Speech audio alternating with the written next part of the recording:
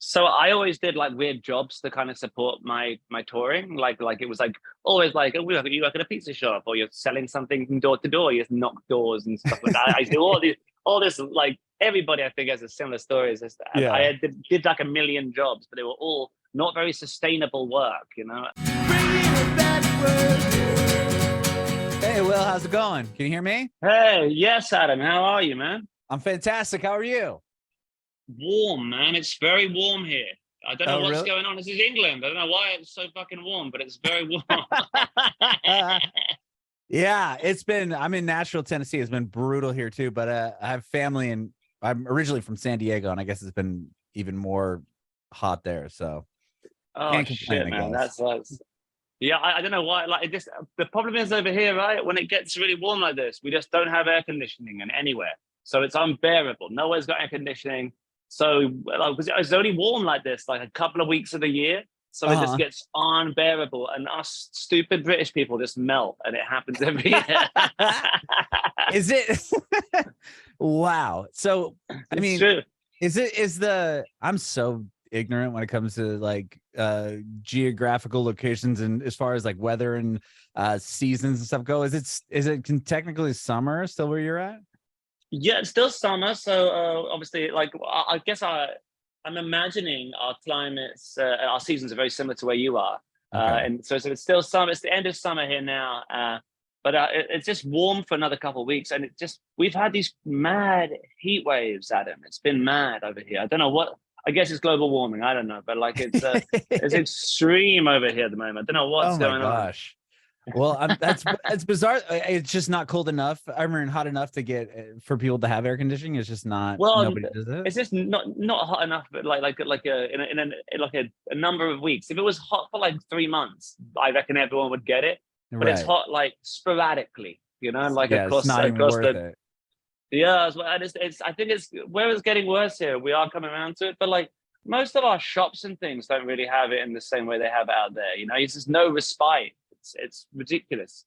So at That's night so you just interesting. melt. You just fucking melt, dude. It's crazy. What about But like the yeah. movie Anyway. theaters?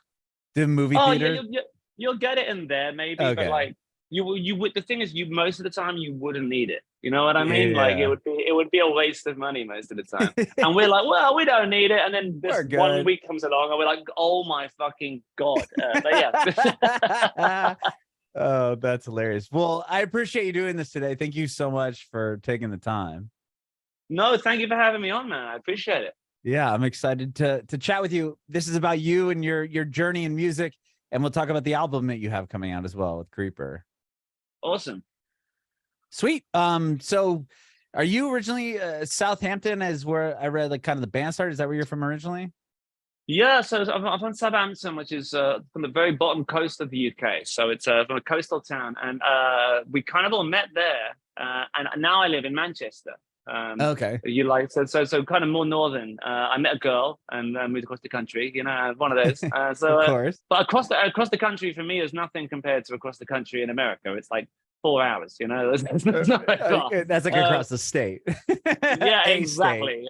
Every time I tour, I remember the first time I toured America, I downloaded like loads of podcasts, and it was like 11 hours to the next. And I remember listening to them all and pulling my headphones out and being like, "How are we not at the next venue yet? This is crazy." Because you know we'd have been in the sea. We drove that long into England, you'd be in the water. You know. Right. Anyway, Yeah. That's funny. Yeah, because here it's like, I mean, just to where I moved from in San Diego to where I'm at now, it would, if you just drove straight, it would take you at least 2 days. That's like without oh, stopping or anything. that's just insane, isn't it? It's so mad. We did the Warp Tour one year over there, and it was just crazy, just absolutely mad. The drives out there, Oh yeah. I but mean, the Warped Tour yeah, is awesome, but you're hitting so many cities and in the middle of the blistering heat of the summer, and just I can't imagine just the how desert and heavy that stuff. You is. know, just so much desert. You know, there's lots of desert, which is Yes, just there odd, is. isn't it? But yeah, beautiful, very beautiful, and very flat. Some of it as well. They're really lovely. This goes on and vast. You know, Mhm. really, because I think because it's so small over here, we just build shit on top of everything. You know, so it's unusual for us. Everything's built in.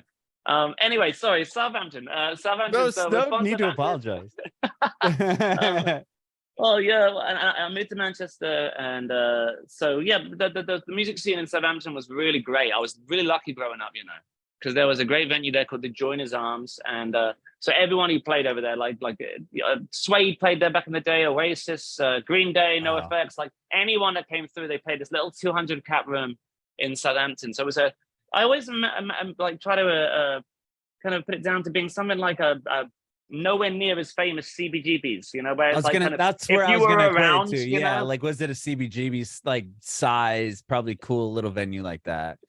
yeah, like everything's a bit fucked up in there, like everything's kind of Yeah. falling apart a little bit, but Or it's like a it's Gilman maybe in San Francisco. yeah, like Gilman, Yeah. yeah, absolutely, yeah, something like that, or like what's the one in California that's what's it called? A Chain Reaction, Oh, something Chain like that, Reaction. Yeah. yeah. Okay. In So something like that. Pomona area. Yeah. Yeah, but it's a great venue, and so we grew up with that, and so I got to see like every time there's a smaller touring band, they always came through.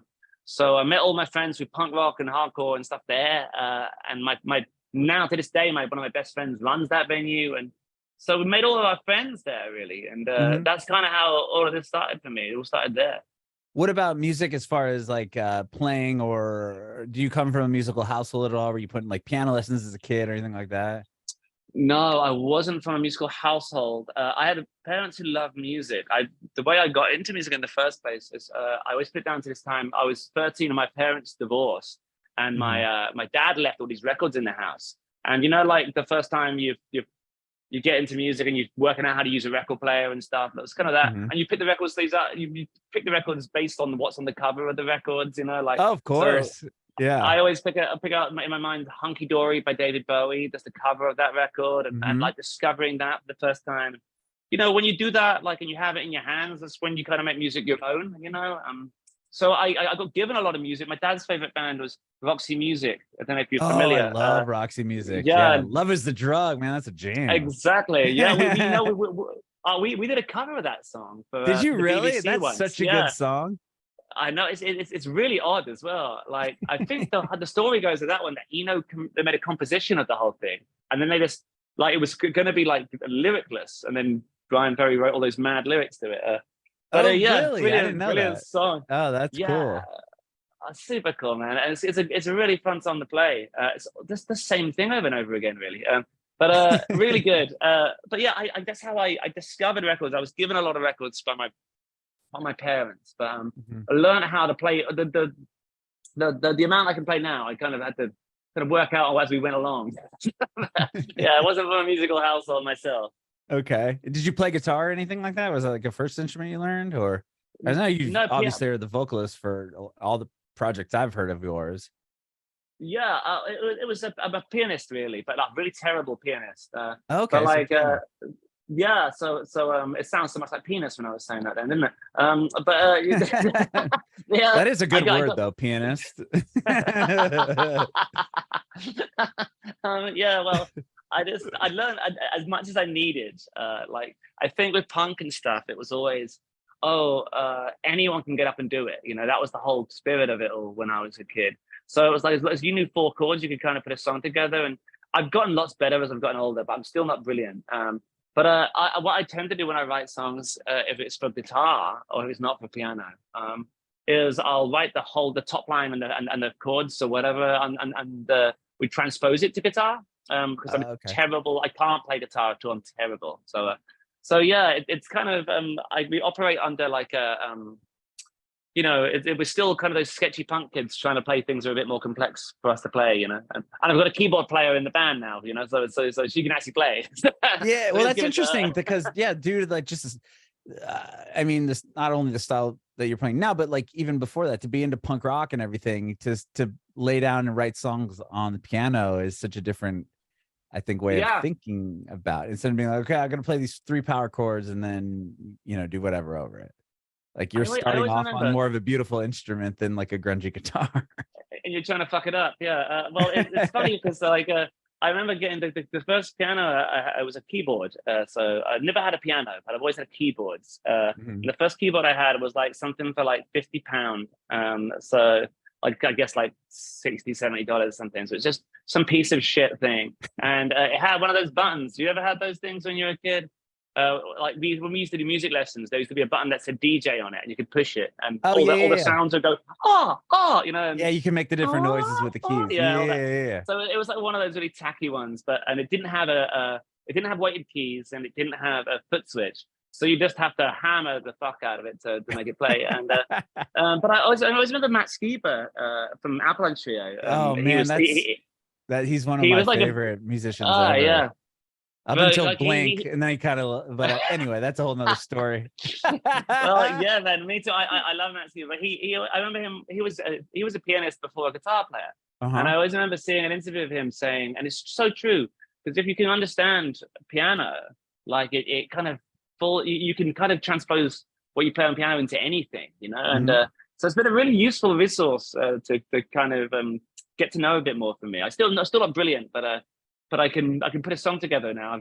So it's like over the years I've become good enough at it so I can write songs, I guess. Yeah, no, that's awesome. I just have a quick question for you on Matt Skiba now, just because I've yet to really talk to somebody that is that like a big enough fan of Alkaline Trio, because I have read other stuff with you, and you're saying, you know, they're an influence of yours. Yeah, definitely. So like I grew up in San Diego. That's where Blink was from. I was a huge fan of Blink, and I was a huge fan of Alkaline Trio and Matt Skiba and the Secrets. And what was that other project he had with the? He had Heavens, yeah, with the din and like that. Yeah. So when he joined Blink, I was like, okay, that's weird. And then he started wearing Hurley. I'm like, okay, that's weird. And then the songs on the record, they sound like Alkaline. I mean, you could tell they're his songs, right? Like on the California album and those. What did you like? How did you feel about that? Or were you even were you a fan of Blink? I was always all the punk bands I liked. I think Blink was maybe a little bit too polished for me when I was a kid. But the early stuff isn't at all. But I think the stuff that was on the radio back when I was little was probably the latest stuff. I do like. Yeah, I do like that. I do like it. I guess like Alkaline Trio was my favorite. You know, if you had a favorite three-piece, you either had like there was the Green Day kids, the Blink-182 kids, there's the Alkaline Trio kids, you have Jawbreaker people, you know, like people who like all those bands. So I guess mine were like, I love Jawbreaker, I loved Alkaline Trio. I like Green Day a little bit, but like I think Green Day, Blink, and that sort of era stuff was never my favorite stuff. But I know it, of course, because I grew up around it. But like I remember we were with John Feldman for a bit doing like when we were trying to find a producer for our second record, and I think he just done he probably just done the California album. I'm sure.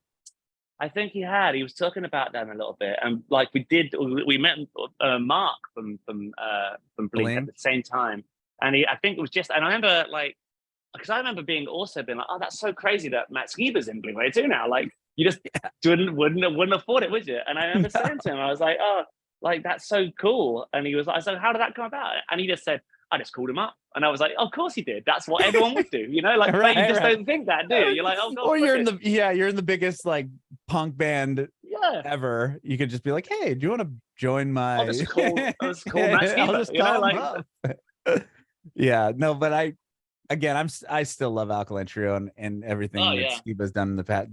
That solo record he did was really good, where he played all the instruments like drums with like Good Fucking Bye on it, and the city that day. Yeah, that was a great record. The Kevin Second split. That's the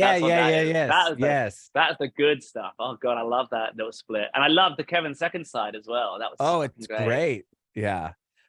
Sorry to go off on a tangent there. I just thought that was I will happily talk to you about Alkaline Trio this whole time. Like I rarely get to do it. They're one of my favorite bands, you know.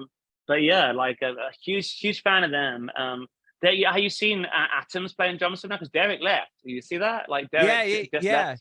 Atoms in there. That's cool. I kind of thought it was like if someone was going to replace Derek, you kind of want it to be him, right? I thought it was cool.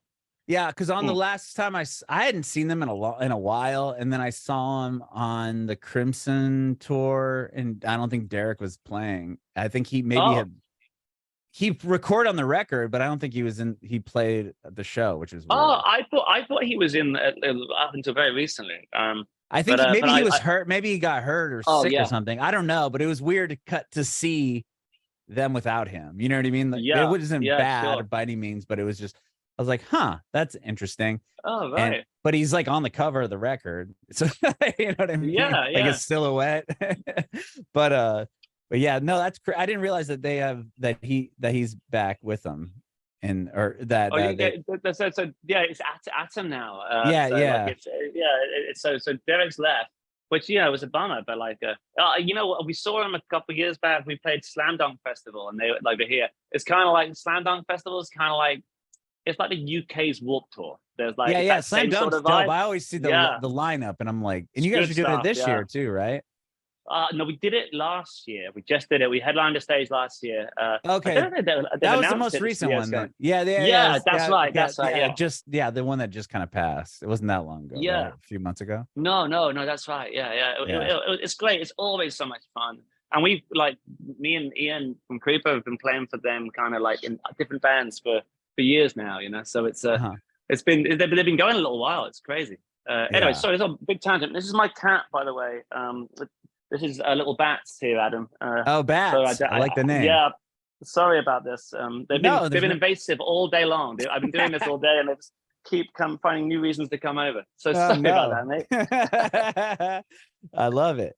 Okay, so what was the first band then you were in? How old were you when you started playing? I was like a kid I did bands in school, but I never really did anything. I did bands. I did a really terrible band. Well, not a terrible band, but like terrible band name. We were called Little Girl Lost, which was like not my choice. Creeper's the first band I've been in. But I was in that band. I was in a band called Our Time Down Here, which again I didn't name. It was from the Goonies, and that was like a hardcore band that became kind of like became more kind of what the first Creeper EPs used to be at the end of it. But I kind of took a bit more control there. But yeah, like all the time growing up, all the bands I was in, like I never got to name them. So like they'd all have really weird names. Because Our Time Down was the band that you're in for a while, right? That was like the one that kind of did something for a while, right? Were they kind of the first band that really? Yeah. It was the first band we did. We toured like Europe a lot. We did a lot of played a lot of squats and things like that. We were a band for about 7 years, but it was when we were teenagers, so it was like going into that. And we broke up. It just, doing this is just so exhausting, especially like the way the way we were doing it back then, sleeping in a van every day and waking up in like the snow somewhere in Europe. And stuff like that. It just got so draining. So we got to do a lot of fun things of it, but never anything very big. But we got to tour. We played with H2O a bunch of times, and and Dead to Me, and we did a show with Against Me, which was like my favorite thing at the time. So I love Against Me. And what year was that? Do you remember? They were on White Crosses, I believe. Okay. So it was that sort of era. But I saw Against Me like a load back in the day. I only ever played with them the one time, but and I doubt Laura will even remember because we were just the opener, the local opener. So you got to play with them even like back before? I mean, no. That was just that one time when the White Crosses. Okay, got it. You just were a fan and saw them beforehand. Okay, got it. Yeah, exactly. Do you remember they did like a Live in London CD? And I was at that show. I think it was at I want to say it was at the Mean Fiddler or the Garage or somewhere. But it was amazing. It was just like it was just after they released Searching for a Former Clarity. And I love that record. So Joy. Good. That song is so good. That's brilliant. Yeah, like all that era stuff. Like I just loved it. I remember when that record came out. I remember buying it. I remember the record store I bought it from, and the guy who ran the record store gave me the record a day before it came out. Like he had it already, and he gave it, and I put it in my Discman and sat outside the shop and listened to it. That's how long ago that was. But fucking love that band so much. Still love them now. Great band. Yeah, that's a great album. Yeah.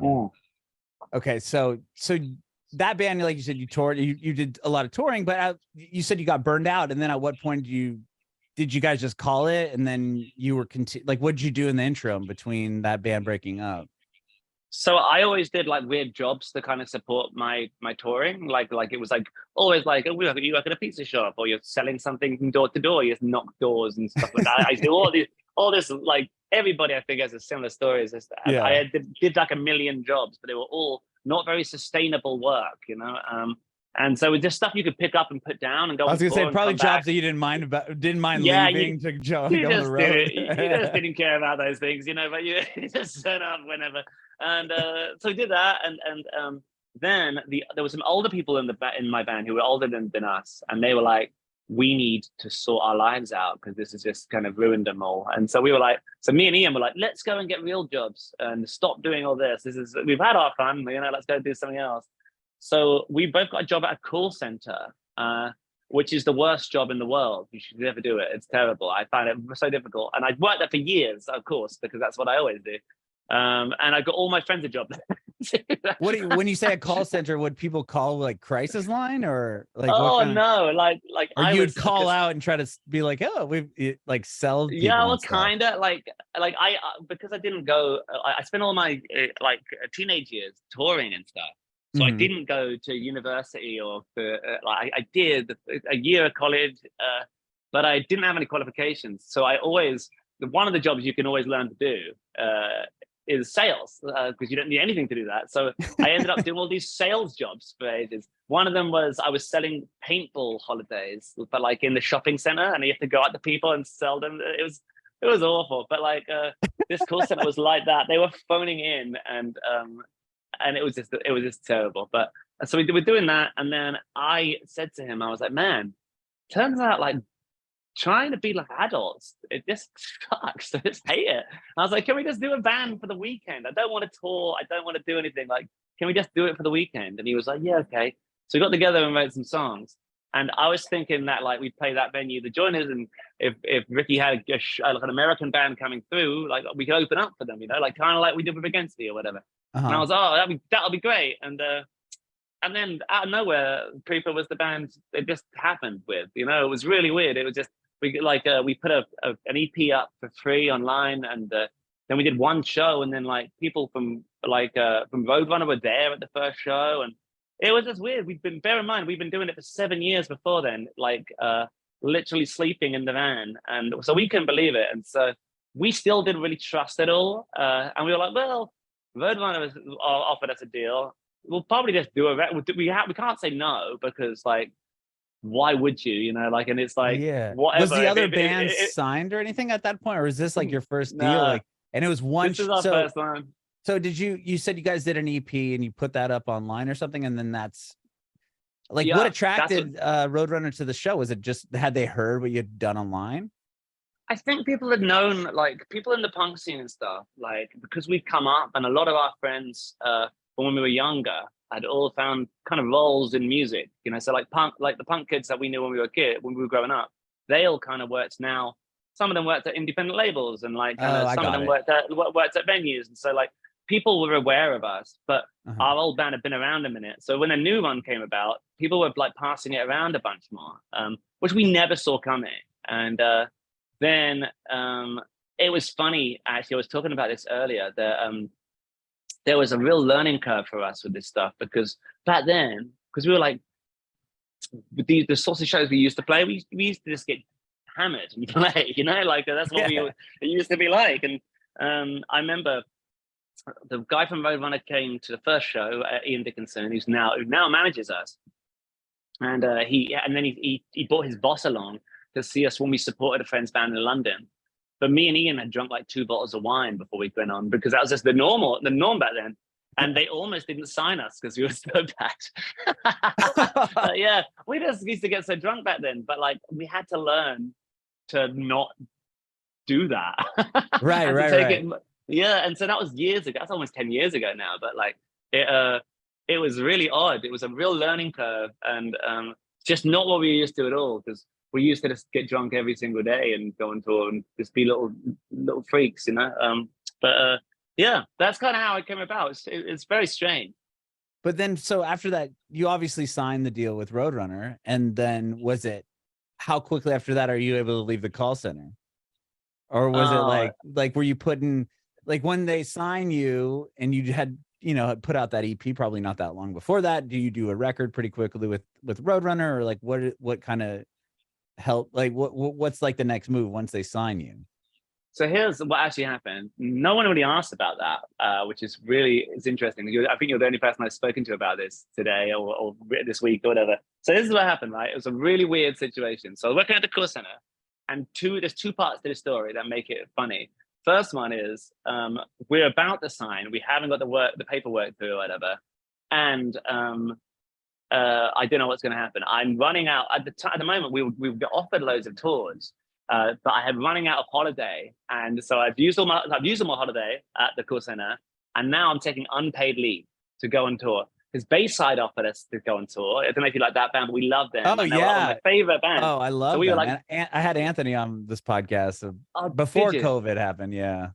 Oh man, I love Bayside, and they asked us to open up, but like we had no holiday left, and my manager was this woman called Claire who spoke like this, she had like a really husky voice, and she was like, "You can't have any more holiday," and I didn't know what to do. And then that day they separated the call center into two groups, like the X Factor or something, and half of us were going to get made redundant, and half of us were going to keep our jobs, because it just happened that day, right? So I was like, holy fucking shit. So like, all right, we're gonna break you guys up. Yeah, exactly. Was it just like this half we're gonna go? What if there was somebody good on this half and they're still gonna be gone? There was some sort of workings they were doing, some sort of mechanic to how they chose. But it was funny. It was like, you're going to the judges' houses and the rest of you are going home. It was like that. Anyway, I was in the room where we were getting made redundant, and I'd been there for 3 years, right? So I had all this money coming, and I was like, oh my God, this is great. It's gonna like cover the gap that I need to live, like with this money. And I was like, yes. And anyway, so I've left, and then they've called me back in to the office, and they're going, we've made a mistake and you can keep your job. And I was like, no. You're like, but I want the money and get the hell out of here. And luckily, the dude who ran the call center used to be, this is so fucking crazy, man. I don't know why I'm telling you this, but the guy who ran the call center, who actually the boss of it, used to be kind of big in like UK garage over here, which is like a dance music thing over here. And he was like, I understand music.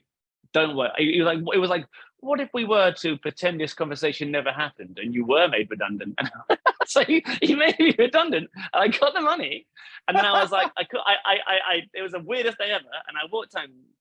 My manager, a friend of ours was managing us. He used to be a PR, and it was a bit all by the seat of our pants. Didn't know what the fuck was going on. And he phoned. It was like, looks like they're going to send the deals through. And I was like, okay, great. And then I realized, this money is not going to really go very far, because it was like, I don't know, what do you get for 3 years? I can't really remember, but it wasn't very much, but it was more than I was gonna like. I would be fired because I was taking so much holiday, right? Right. So the final part of the story, this rambly story. I'm sorry about this, but it's very rambly. No, this is amazing. Don't apologize. And the fact I can tie this back into an Alkaline Trio story at the end, okay? So just for you, because no one knows this part either. So then what happened was, I couldn't afford to live where I was living, but a friend of mine, this girl called Rosie from Southampton, she had a terraced house, right? She had a house, and she owned the house. Like her parents owned it, or she owned it, and she had a cat in the house. But she wanted to go traveling for a year. So she said to me, oh, I hear you're looking for a place to live. If you want to look after my cat, you can pay like £100 a month rent.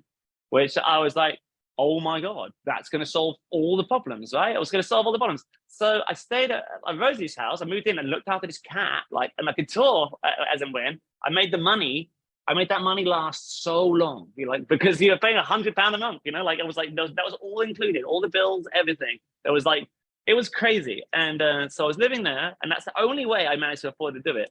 And the funny story I'm going to tell you is, I don't know if I should really be telling you, so I'm going to tell you anyway. Dan Andriano was coming through Southampton with the emergency room. You ever heard that project? Yeah. I love that. Yeah. So he was like playing at the Joiners, and Ricky was my friend who runs the place. And I'm like, hey man, if Dan needs a place to stay, he can stay at this house I'm staying at. And he was like, yeah. And then on the night, he was like, actually, mate, can Dan and Gianna stay? And I was like, yes. So Dan and Gianna stayed at that girl's house because in his backing band were a friend's band of mine called Bangers. They're like a band from the UK. They were playing as well and being his backing band. So they were all staying over, and so was Dan. It was just absolutely bizarre. But that was the very beginning of the band. That's the story. Oh my God! So Dan, so you got that. So Dan stays at this house. You're there as well, and you just got to hang with him. It was really funny as well because at one point we're both smoking in the garden of this girl's house. and I'm like, obviously a huge Alkaline Trio fan.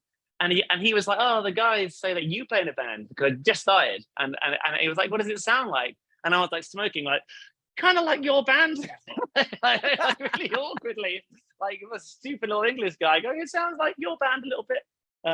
But yeah, that's the story of the beginning of how it started. And we've just kind of made it work since then. It's all kind of just going along, you know?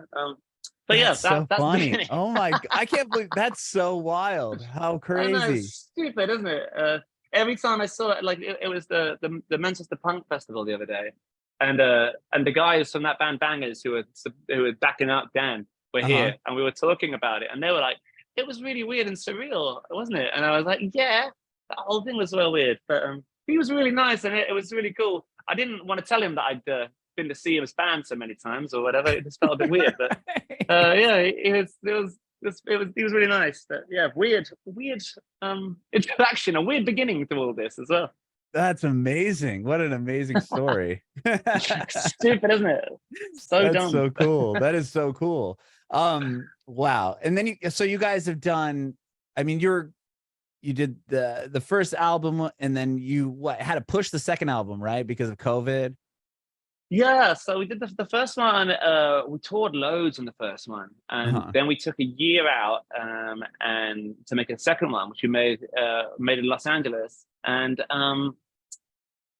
And while we were there, we it took ages. It came out in the middle of the lockdown, and kind of the whole band just kind of went to a bit of a halt at that point. And yeah, it was a real bummer at the time, really, because like we were stuck inside the house, and you want to be out on tour, and all we've ever known really was touring. So it was a lot to adjust to at that point in time. And the record, it was really exciting when it came out, but without touring around it, it kind of fizzled out straight away. So yeah, it was a bit of a bummer at that point, but we finally got out and managed to tour it a little bit last year.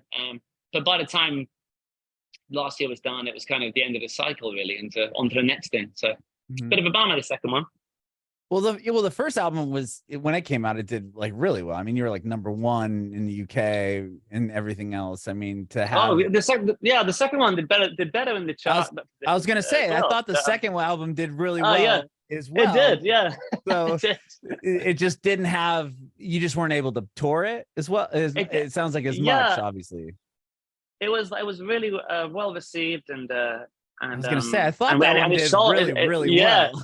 It did really well. But the problem is, the momentum just stopped them dead in the water. Like all of us did, who put records out. Lots of my friends' bands put records out at the same time, and kind of we all had the same problem where it's just like. It just stopped, you know, things just kind of like just paused, and we couldn't do anymore.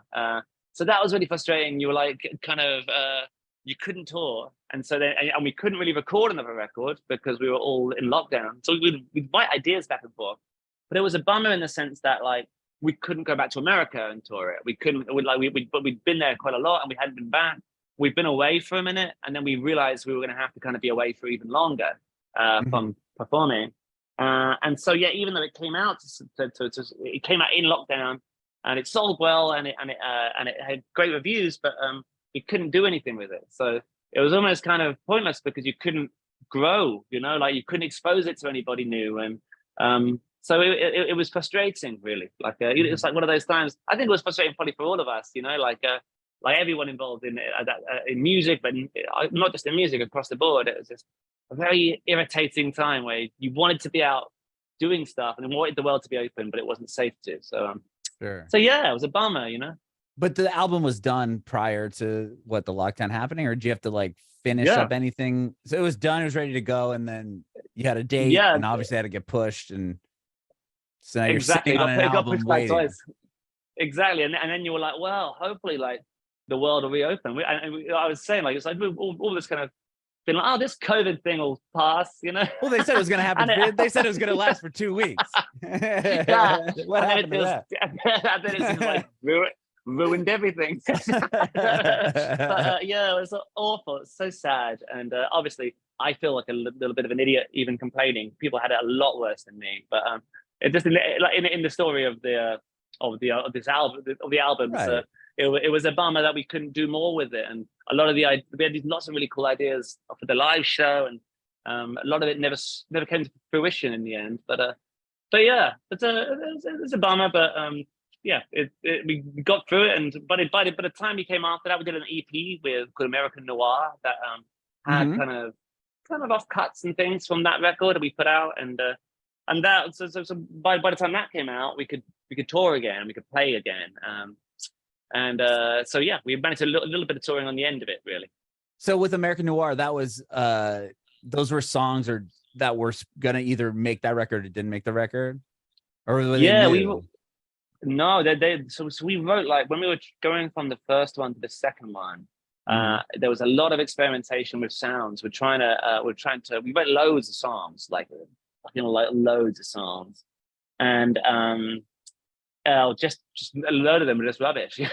Like, you just kind of writing things, you like, oh, that one sucks. So a lot of them was like that, but some of them, because there was just a great quantity of them, we're like talking like 50 to 60 songs we wrote for it. But like, Wow. because it was over the course of years, and it was like the same thing with that difficult second record, where you're just trying so hard to find a formula that works for you, and not just repeat what you did in the first one.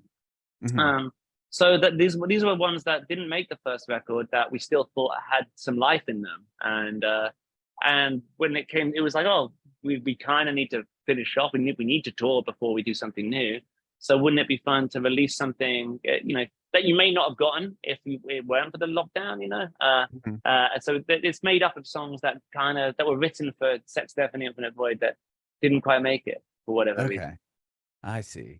And during that same time, that's when you started Salem, like as a side project as well, was Yeah. during that lockdown part? You had a lot going on. Yes. Yeah, I'm a busy man a lot of the time.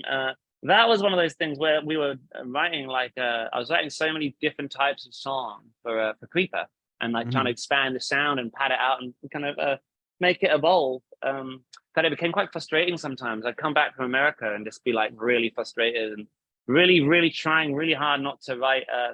I think a lot of that period of time as well. There were a lot of forces trying to make Creeper make a sanitized version of our first record, and it was kind of Oh. we were being steered that direction, and I think what we did was a reaction to that, where we just kind of went, I don't want to do that at all. We want to make the most unique thing we can possibly do for us, but it's not unique in the sense that it sounds like other things, but like it does, but like in terms of, I don't want to follow this blueprint of what punk bands do, where you kind of make a more clean version, a more polished version. I just didn't want to do it. Uh-huh. So yeah, we ended up bucking that trend. But while I was trying to find all these sounds to do that, I had like this itch to play like the fast punk songs and something easy that I knew that was familiar. So Salem began with my Matt, who was our guitar tech for Creeper.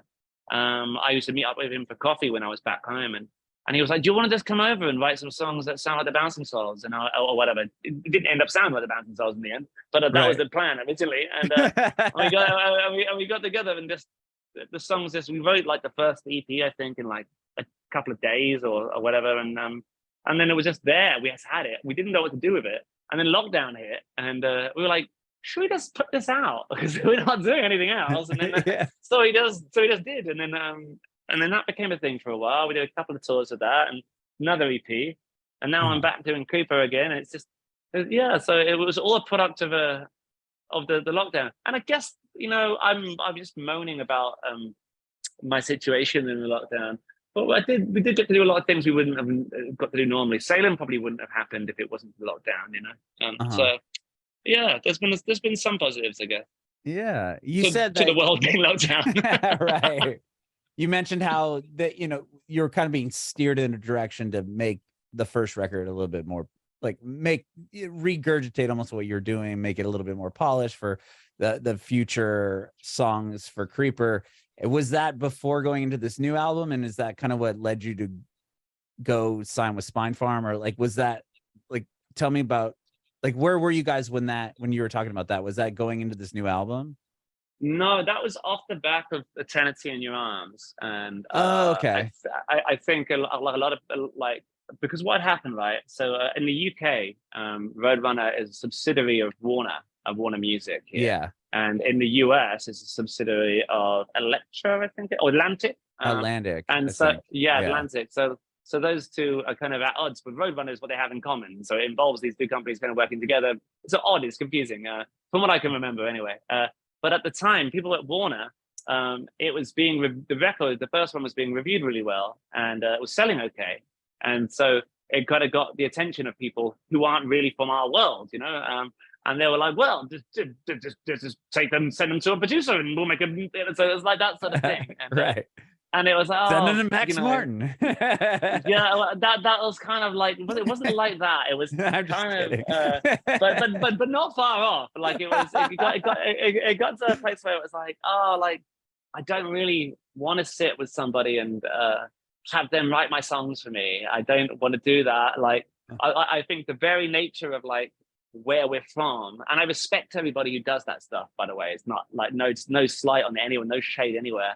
Right. But like the nature of the story I've just told you about the beginnings of the band, you can understand we're a fucking weird bunch of people, and and so like we were never going to be we're not like the best looking, prettiest kind of clean cut band. It's not like that, like we were always going to write our own thing, and I had all these aspirations because I was talking about Bowie and Roxy Music and all that stuff that I loved, all this stuff outside of maybe the realm of punk rock, and I think the second record that sounds so different, that's got so many different. We found a producer who purposely wasn't from that world. We found him at the end of an LA trip. His name was Zandy Barry, and he's an amazing human being. And he had worked on like soundtracks for films and lots of more kind of soundscapey things, and was really proficient in writing orchestral parts and just the opposite of what everyone was trying to push us towards. And I think maybe in hindsight, maybe some of the reason the second record is so different from the first is us trying to actively stand against it. And in some ways, it was more punk to not make a punk record. Yeah, do you know what I mean? Yeah, 100%. It was like, going back to like Green Day, them putting out like Good Riddance was like pretty punk rock thing to do. Exactly, we're gonna put out an acoustic song. 100%. But okay, so that's the time period there was going into that second album. Got it. I didn't know if it was later and then coming into this new album. So going into the new album, you have a new label, and like, when do you start working on this record? So we started like we were kind of in the background for a while. We had the themes for these albums like years ago. So the second one we wrote the narrative for the second record while we were before we did the first one, I think. And I'd written the narrative when we were in California, and we stopped at a place called Dunsmuir in California, and it was like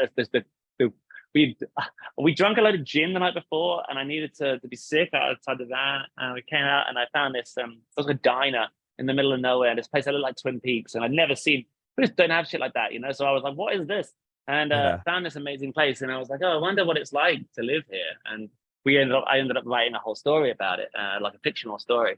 And the new one, we had this idea for a vampire record and a darker record than our previous two. Years ago, and so we were building to it. I had the narrative all written. We just kind of needed to find the right producer for it, and we found Tom Dalgetty, who'd done Ghost, he'd done Square Hammer and Prequel, like did the Damned, and Wow. did the Pixies and the Rammstein, and lots of stuff that we really liked. And we befriended him really. I think I can't remember who messaged to. I think he may have befriended us. He liked our last record, and he was talking to me about the Damned and talking to me about lots of punk bands that we really liked, and he said, "Why don't you come down and do a song?" So yeah, well before we kind of got together, and he liked all the Meatloaf stuff, all the silly stuff that we love, like these grand ballads and this kind of like the stuff that is all the best shit is like really epic and really like entering a different world, like in your headphones, and but knowing it's kind of fun and silly, where it's like a punchline to all the jokes, that sort of thing. And he loved all the same stuff. So we started writing it, I think, just before Christmas. No, it would have been before the November show. Did a big show here in November at the Roundhouse, where I was decapitated by a vampire, and we had a big screen, and we launched straight into to this next record. And so we had lots of it done before then. And yeah, I had it handy here before. It's gone somewhere. I had a tape. Where's that gone? I had it here to hand at one point today, but it seems to have gone missing. We had cassette tapes made with a single on it that we gave out at the show. I don't know where it's gone, but there was 666 of them, of course, and they were handed out afterwards. Had a single on we did with him, and then we went away for a minute. This is my other cat here, by the way. This is Tofu. Anyway, bats and tofu. I had a bats and tofu. Oh, that's awesome. I had a mouse named Tofu when I was. Oh, did you? Yeah, when I was like 15. That's sick, man. I love that. That's great. Well, yeah. A cat and a mouse called Tofu. Wow. Anyways, yeah. So we basically we did the show, and then we went away, and we started writing and recording it. In between, we had to go straight to Australia. We were touring around Shikari in Australia because the tour had got pushed back, from when we were in lockdown, and so we had no choice. The schedule lined up that I got this decapitation bit, and then started working on this record. What year did you do that? I thought you did that in 2018 or something like that. Or no, so there were two things. So the one in 2018. Each time there's a new record on the cards, there's a big show in London. And 2018 one was the Ziggy Stardust thing we did. We broke the band up for a year. Yeah, didn't you? And then you decapitated yourself, didn't you, at that one, or no? That is the second one we did. So the first one was at the Coco in London, and this one was at a bigger room called the Roundhouse. And we got decapitated. So the first one, we broke the band up and went away for a year to LA to make the record, and then came back a year to the day of our breakup. And on the second one, everyone was expecting us to break up again. So we didn't. I just got decapitated, and we immediately launched into a new record and had a new logo on merch by the time it was finished, and get the tapes out and everything. So it was like the opposite. Awesome. Yeah. It's been great. It's what's lovely about this is that over the years that we in this country at least, it's still early days elsewhere really, because we've not been there enough. But we've got a great fan base here that just are up for playing along with the whole bit, and now they try and guess what you're going to do before you do it, and it's funny. So I knew they were going to expect us to kind of go away or do something, so we try to do the opposite, the very opposite, and just launch straight into a new campaign and introduce everything. And so yeah, that's kind of how it happened. And now we are 2 months away from the record coming out. What month are we in? No, it's next month. September. It's next month. I was like, I got the wrong notes. Where has this time gone? Yeah, the Friday the 13th of October. Jesus, it's been a long day. Yeah, I bet. Oh my gosh. Wow. Okay, so the cassette, the cassettes you gave out you said it was a VHS tape, then you handed out 666. Where is the cassette? It was right here. It's here. Here it is. So it was one of these, and so it was like a old school cassette. So got it. There was I don't know which number this one is, but there was 666 of these that had a B-side called Ghost Brigade on it. That we released immediately at midnight after the show was finished. So as soon as the show was finished, it went live, and we had a projection of a new character called Darcia, who runs our social media now, which is you may have seen. She's like a vampire familiar character, and it just was a way for us to not have to deal with the internet. It's horrible.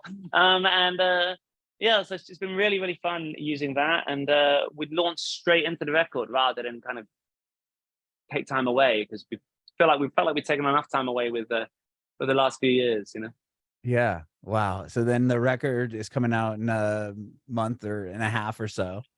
And you Yes. and with that, like, do you have any big thing happening? Like when you do that, when you release that record, obviously to announce it, you guys do a big theatrical piece. But going into like when the day of, do you do something big for it?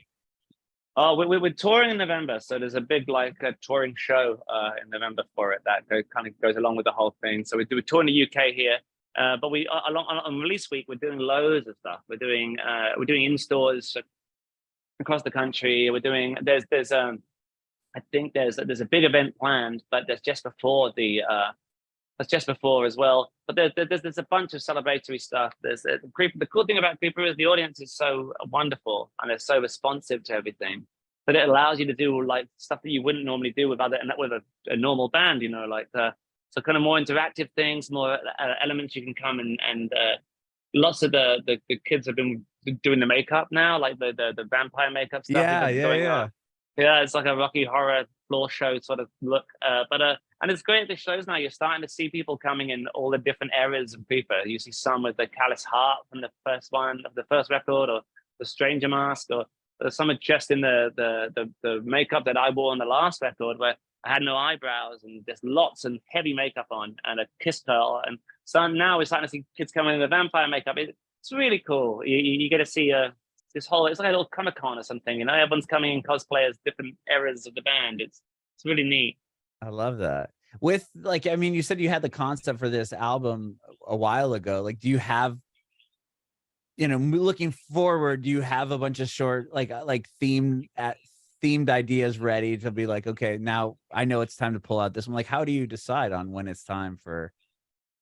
Do you understand what I'm Yeah, asking? Yeah, yeah, yeah, I do. I think it. Well, it's there's always a million things, and I think things kind of get embellished and elaborated upon as we go along. You know, okay, so you have a framework for what you're doing. I have a story, and we add things to it. But I know what we're doing for the next one. I know what you have to plan these things out because especially now that what I was trying to say before is like some of the kids that are coming to see us now are like they know they know what we're like now. The first time we broke the band up on stage, people didn't really get that it was a bit, you know, like I did the Ziggy Stardust speech and everything, but like it was a real nightmare.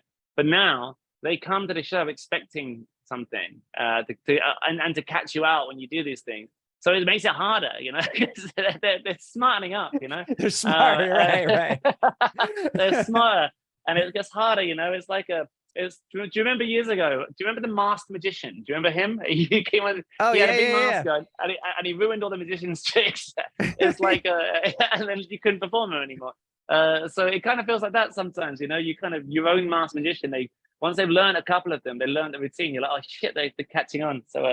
So yeah, you got to be one step ahead. Otherwise, they know what's coming, and they want the thing is they want to be surprised. That's part of the reason they come. And so yeah, it's always a battle to try and see what the next thing we can do is it's kind of something that kind of blurs the line between fantasy and reality and makes it fun. So yeah, you have to be one step ahead. That's amazing. Well, Will, thank you so much, man, for taking the time to chat with me today. I know you've probably done a bunch of these, but I appreciate the time, and thanks for for hanging out.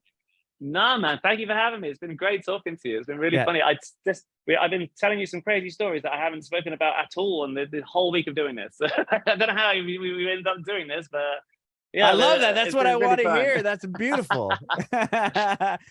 With that being said, I do have one more question to ask you. I want to know if you have any advice for aspiring artists. Oh, I don't know. You always feel like a bit of an arrogant asshole trying to give some advice. Do you know what I mean? And I've made so many mistakes myself and I continue to make them. I think the couple of things I would say, if I could tell myself the advice, I think I wouldn't want to be advising anyone else. People ask me on the internet sometimes for these things and like Q&As on my Instagram. I never really know what to say.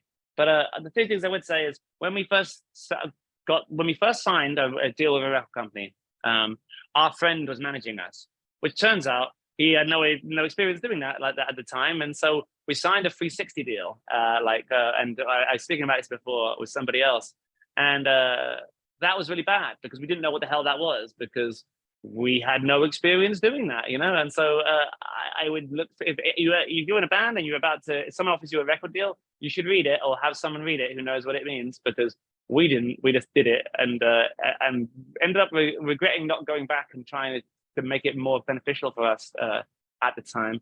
Second thing I think is the thing I've been most happy with. Loads of things in my career that I wish I'd done differently. But one of the things I'm happy I never did was changed what I wanted. Like did something for somebody else.